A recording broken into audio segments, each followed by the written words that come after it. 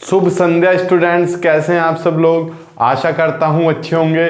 मैं अंकित शर्मा आपका स्वागत करता हूं आपके अपने परिवार फिजिक्स गुरु पर। देखिए यहाँ पर पढ़ते हैं हम ग्रेजुएशन के लिए फिजिक्स और केमिस्ट्री, और ये बीएससी सेकेंड ईयर की elements of quantum mechanics, atomic and molecular spectra. इससे पहले इसकी 4 से 5 लेक्चर्स हुए हैं।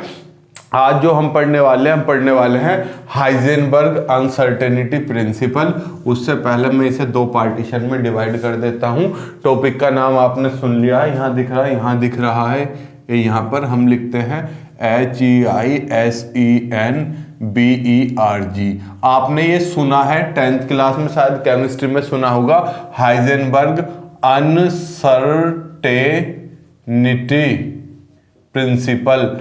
अरे ये आपने सुना है हाइजेनबर्ग का अनिश्चितता सिद्धांत। तो बेटा हाइजेनबर्ग के नाम के एक वैज्ञानिक थे, उन्होंने कहा कि आप किसी का वेग और स्थिति एक साथ नहीं बता सकते। मतलब कैसे, पहले लिख लो, मैं लिख देता हूं बोर्ड पे, आप भी साथ साथ लिखते चलो। अकॉर्डिंग टू हाइजेनबर्ग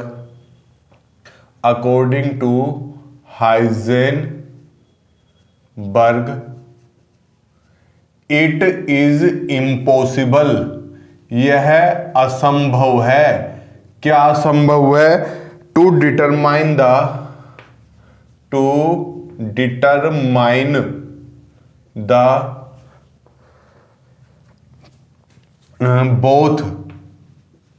बोथ क्या क्या बेटा? Position and momentum. BOTH, both का मतलब क्या है? दोनों, position and momentum, position and momentum of a particle simultaneously. ज्यादा इधर लाइन खिंच गई, कोई बात नहीं।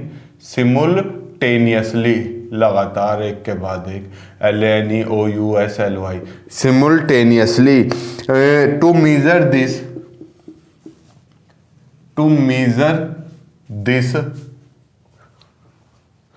Heisenberg gave HEISENBERG, Heisenberg gave a principle। Heisenberg ने एक प्रिंसिपल दिया। Heisenberg gave a principle which is known as Heisenberg uncertainty principle, जो कि हाइजेनबर्ग का अनिश्चितता सिद्धांत कहलाता है। इसमें तो कोई समस्या है नहीं। According to this law the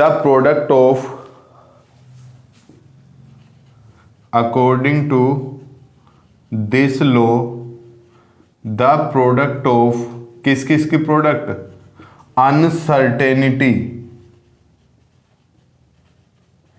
in position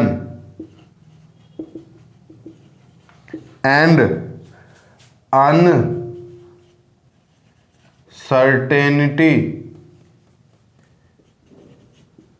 in momentum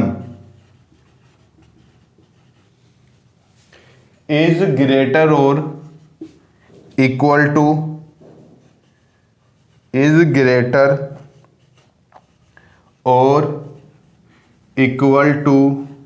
H/4π।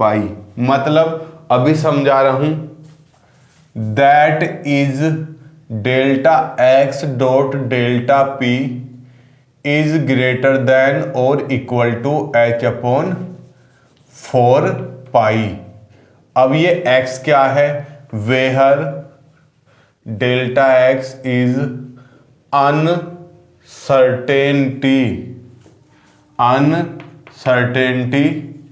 In position and delta p is uncertainty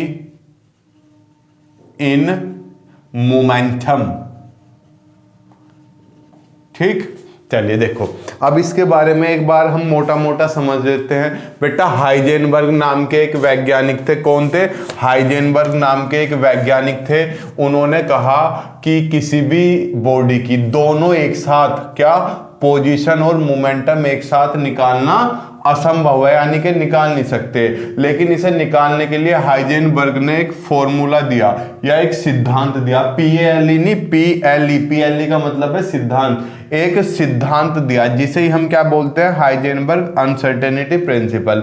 according to this law, इस लॉ में या इस प्रिंसिपल में, according to this principle, the product of uncertainty in position, यानी कि position में अनिश्चितता, मतलब अरे मोमेंटम मतलब वेग, वेग होगा तो बॉडी अपनी पोजीशन ना बदले। अब मैं यहां हूं, मैं वेग ले लूं तो क्या मैं अपनी पोजीशन बदलूंगा ना? तो डेल्टा क्या है? Certain uncertainty in position. और बेटा mv, जब वेलोसिटी बदल रही है तो मोमेंटम भी बदलेगा।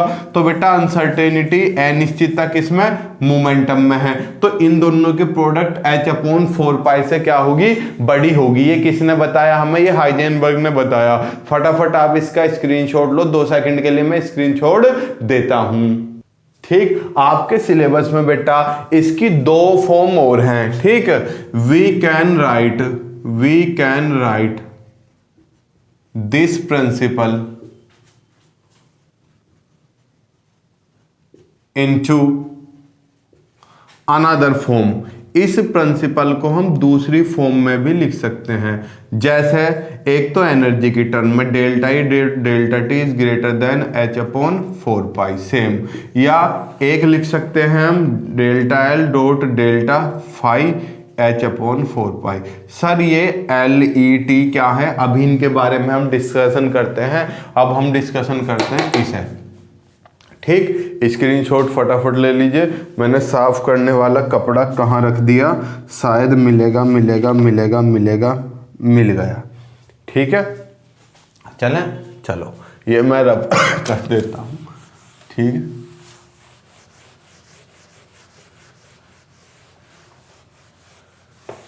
इसे क्यों छोड़ दिया सर? अभी बता देंगे। अब हम पढ़ेंगे uncertainty in time, in energy. ये वाले का प्रूफ करके दिखा देता हूं मैं तुम्हें।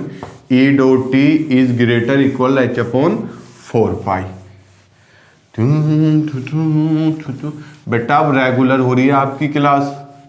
ये तीसरा दिन है रेगुलर होते हुए। अब बस ये सोच लो, लेट सवेर हो सकती है। ठीक है, हेडिंग डाल लो, अनसर्टेनिटी इन एनर्जी। ठीक, फिर क्या लिखोगे? According to this law the product of uncertainty in energy and uncertainty in momentum की जगह क्या आ जाएगा? Time is equal to, is greater और equal to h/4π। That is delta E dot delta T is greater equal h/4π। Where लिख दो, जो हमने थोड़ी देर पहले पढ़ा था। डेल्टा ई क्या है? Uncertainty, uncertainty in energy. Okay sir. और डेल्टा टी क्या है? Delta T uncertainty in time. ये टाइम की अनसर्टेनिटी है। ले गया, फटाफट इसका स्क्रीनशॉट लो। सर ये तो हमें आता है, मका अच्छा। आप एक बात बताओ, इसका प्रूफ तो करके दिखाओ। अभी प्रूफ कर देते हैं। ठीक है, लेट अस कंसीडर, इसका प्रूफ कर देते हैं। वो तो हमने कई बार पढ़ा हुआ है, हाइजेनबर्ग का जो मेन है। Let us consider a particle of, दिख रहा है साइड में? अभी तो बहुत स्पेस है। Of mass m is moving with velocity vx in x direction, plus x direction ले लो। ठीक, then according to Heisenberg principle. तो बेटा आपने हाइजेनबर्ग का प्रिंसिपल पढ़ा हुआ है। क्या है? Delta X dot delta P is greater than h/4π। ये हमने मान लिया, इसमें तो कोई समस्या वाली बात नहीं। इसे मैंने क्या मान लिया, इक्वेशन नंबर 1 मान लिया। हियर या वी नो दैट, आपको पता है, क्या पता है, एनर्जी किसके बराबर होती है बच्चा, एनर्जी होती है p²/2m के। पार्टिकल मोशन में है तो काइनेटिक एनर्जी होगी। सर ये कहाँ से आया, अबे आपने ये नहीं पढ़ा काइनेटिक एनर्जी के की जगह ई माननी हुई है, क्योंकि हमने यहाँ पे ई ही माननी हुई है। ई बराबर ½ mv², और ई इक्वस टू मैंने m से मल्टीप्लाई कर ली, m से डिवाइड कर ली, तो ½mv²v²/m। mv क्या होता है, मोमेंटम, तो p²/2m। तो मैंने यही तो लिखा हुआ है, और पार्टिकल एक्स एक्सिस के अलोंग जा रहा है, तो मैंने यहाँ पे px मान लिया। px क्या है, मोमेंटम अलोंग एक्स एक्सिस। अब मैंने इसका डिफरेंशिएट कर दिया क्योंकि मुझे डेल्टा चाहिए, तो क्या हो गया, delta E is equal to, इसका क्या होगा बेटा बताओ, y² का क्या होता है, 2y dy, यही तो होता है। तो px² का 2px और delta px upon 2m as it is. अब यहाँ 2 से 2 कट गया, क्या 2 से 2 कट गया, कोई रॉकेट साइंस नहीं है, चलिए ये तो अच्छी बात है। डेल्टा ई इक्वल टू क्या बचा, px। और आपने एक चीज और पढ़ी है, क्या पढ़ी है, p बराबर mv। अब px लोगे तो mvx आ जाएगा, क्योंकि x एक्सिस के बात कर रहे हो, तो px की जगह क्या आ जाएगा, px की जगह आ जाएगा mvx delta px upon m से m कट गया। अब यहाँ के बाद बच्चा मैं इधर कर दे रहा हूं, क्योंकि यहाँ शायद आपको ना दिखे, इधर कर दे रहा हूं, तो delta E is equal to कितना आ गया मेरे पास, vx into delta px upon कुछ नहीं, ठीक, इसमें तो कोई समस्या नहीं। अब वेलोसिटी क्या होता है बच्चा, ये x अलग से नहीं है, सफिक्स में है। वेलोसिटी क्या होता है, डिस्प्लेसमेंट अपॉन टाइम। तो डेल्टा ई कितना हो गया, velocity x, delta x upon delta t, यही तो होता है वेलोसिटी, डिस्प्लेसमेंट अपॉन टाइम। अरे v बराबर dx/dt नहीं पढ़ा, d की जगह मैंने डेल्टा मान लिया, इंटू डेल्टा px। अब ये यहां मल्टीप्लाई में पहुंच गया, delta E dot delta T is equal to delta X dot delta px। अब आप ये px भी मल्टीप्लाई में नहीं है, सफिक्स में है। अब ये आप इक्वेशन 1 में पुट कर दो। सर यहाँ तो p है बेटा, यहाँ भी px मान लो, क्योंकि हमने पार्टिकल x डायरेक्शन में लिखा है। तो फर्स्ट इम्प्लॉइज, तो फर्स्ट में आप इसकी वैल्यू चिपका दो, क्या हो गया, delta E dot delta T is equal to नहीं ग्रेटर इक्वल h अपॉन 4 लो कितनी देर लगी है इसे करने में, पहले ये और उसके बाद ये। आशा करता हूं आपको ये समझ में आया होगा, फटाफट स्क्रीनशॉट ले लीजिए। आशा करता हूं आपने ये ले लिया होगा स्क्रीनशॉट इसका, बाकी मैं सब रफ कर देता हूं, ठीक।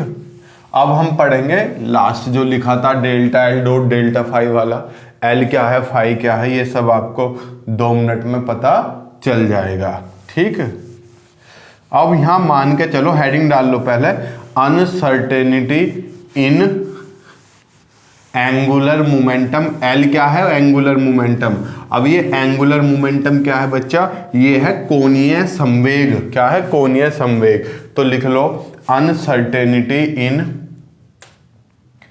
एंगुलर मोमेंटम एंड एनर्जी, ऊर्जा तथा एनर्जी, नहीं एनर्जी का तो निकाल लिया, एंगल, ठीक। क्या लिखोगे, सेम यही, according to this law the product of जरूर लिख लेना, अनसर्टेनिटी इन एनर्जी की जगह क्या आ जाएगा बच्चा, एंगुलर मोमेंटम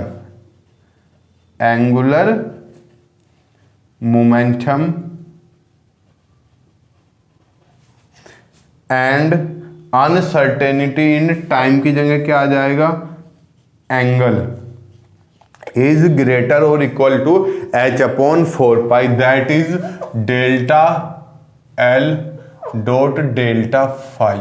क्या है delta L? Uncertainty in angular momentum. और आपका डेल्टा फाई क्या है? Uncertainty in angle. ठीक, हमने मान लिया let us consider a particle is going on a circular path, क्योंकि एंगुलर मोमेंटम तभी जनरेट होता है जब वो सर्कुलर पाथ पर जा रहा हो, of radius small R. Small R radius पे वो थोड़ी देर में यहाँ से यहाँ पहुँच गया, बहुत छोटा सा लिटिल एंगल डिस्प्लेस करके। कितना एंगल डिस्प्लेस किया उसने? कितना एंगल डिस्प्लेस किया? Delta phi. कितनी टाइम डिस्टेंस? हल्की सी डिस्टेंस चली है, डेल्टा एक्स बड़ी छोटी सी डिस्टेंस चली है, तो इसमें तो कोई समस्या वाली बात नहीं। ठीक, अब यहां से लिखो from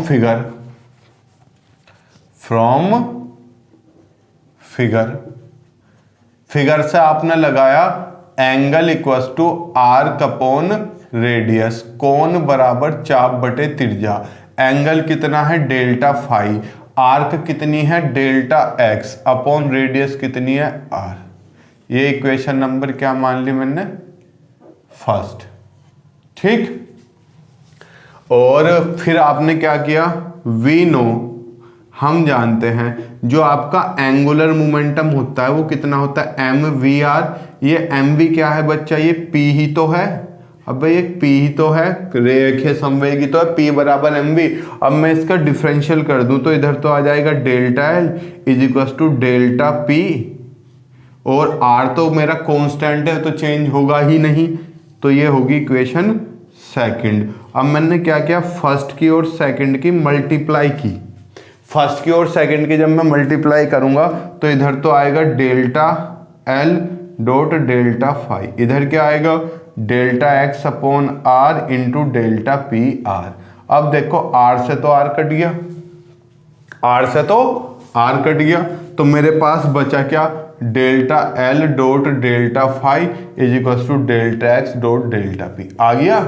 now according to Heisenberg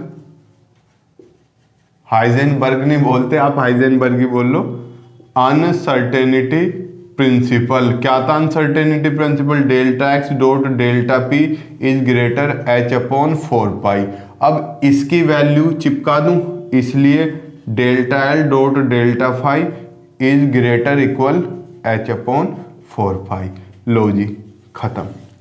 कल कोशिश करेंगे आइंस्टाइन का फोटो इलेक्ट्रिक इफेक्ट करें। आप इसका स्क्रीनशॉट ले लो। आज हमने हाइजेनबर्ग के सारे टॉपिक कवर कर दे, इसमें मैं दूसरा नहीं घिसेड़ना चाह रहा। कल हम जहां तक है आइंस्टाइन की फोटो इलेक्ट्रिक इफेक्ट करेंगे और फोटो इलेक्ट्रिक इक्वेशन दोनों कवर कर लेंगे।